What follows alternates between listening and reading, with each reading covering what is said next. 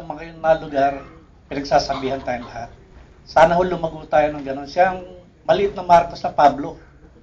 At yung kanyang pagkakadestino sa ibang lugar, o dinala siya rito sa atin, sapagkat may dahilan. Kaya, hindi naman sa pagmamalaki rin ng Pamplona, isa raw sa mga matayog na iglesia ngayon sa Yemeli. Ano ho? Mayayaman daw. Hindi ho totoo yun. Mayayaman ho sa pag-ibig. Sa ating mga manggagawa. Salamat po sa inyo. Dahil talagang dito sa Pamplona, nakikita niyo yung Yemeli talaga. Ang sabi natin, episkopal.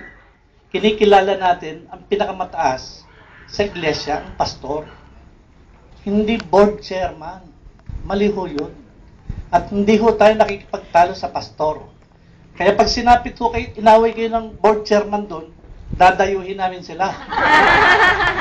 Kaya bukas sasamahan ho namin sila para itagubilin kung ano yung pag-aalaga natin sa ating pastor. Pangalawang, talagang napakatalino naman.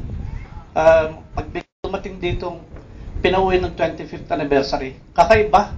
Nakikita naman ninyo sa timbre ng kanyang sermon, di po ba? Kaya yung sermon, sana maibigyan din kami ng kopya. Salamat po. Walang bayad. Thank you.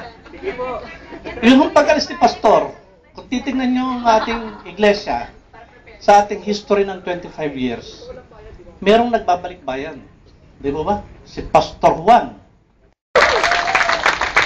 Bukod dyan, kailangan po ng ating iglesia ng mga nasa konsistoryong magagaling.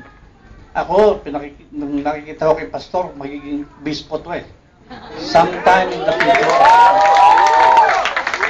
Basta ho yung ganyan-ganyang pagsisermon at hindi, walang bahid ng politika. Kagaya ni, talagang, ano ito, galing sa Panginoon ang kanyang politics ng kanyang sinasabi. Kaya salamat ng marami, wag mo kayong mawawala ng pag-asa mga kapatid.